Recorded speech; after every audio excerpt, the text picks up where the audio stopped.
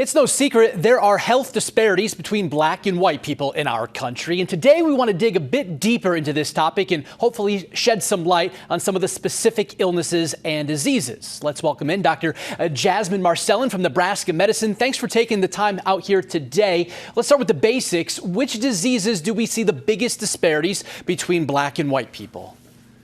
Thanks for having me. So there are a lot of different diseases out there that we can see some pretty stark health inequities. When it comes to differences in the prevalence or number of people who are diagnosed with HIV, for example, there are significantly more people from African American communities being diagnosed with HIV. Almost 50% of new diagnoses are coming from the Black community.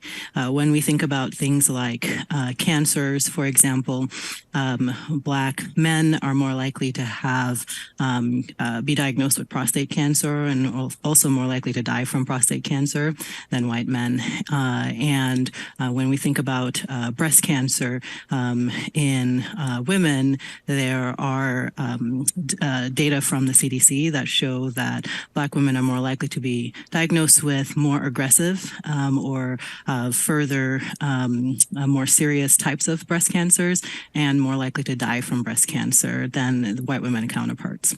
Certainly alarming data. Do we know why these differences are happening? And maybe more importantly, what can we do with the information?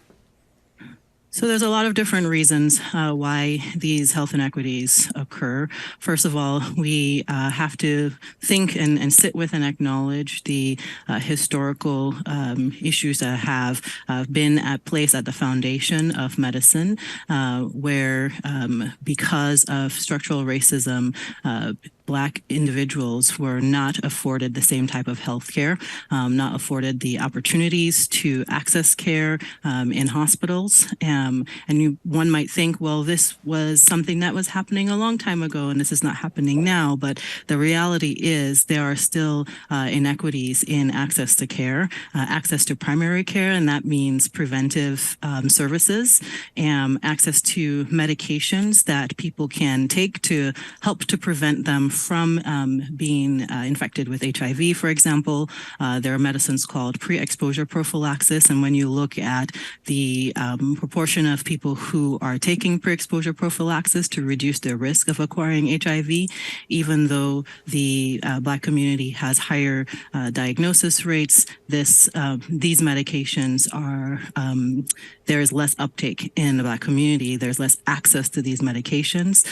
It's being offered less. And so a lot of that still has some of the roles in the way that the healthcare system is built. And when you think about the preventive services like vaccinations, mammograms, and other cancer prevention, there are significant barriers that people may have to accessing healthcare at an equitable rate. Therefore, if they don't have access to the screenings and the preventions, then the diseases themselves are more likely to be showing up. This is not something that is a result of any kind of biologic difference, because race is not a biologic factor. Race is a sociopolitical factor. What that means is that there are multiple other factors that are going into this that are rooted in the structural racism that makes it so that people have different access to care. Yeah, no doubt. There's a lot of work that needs to be done to narrow the gap in disparities here. Dr. Marcelin, thank you for taking some time today and shedding some light on this important topic. Thank you for having me.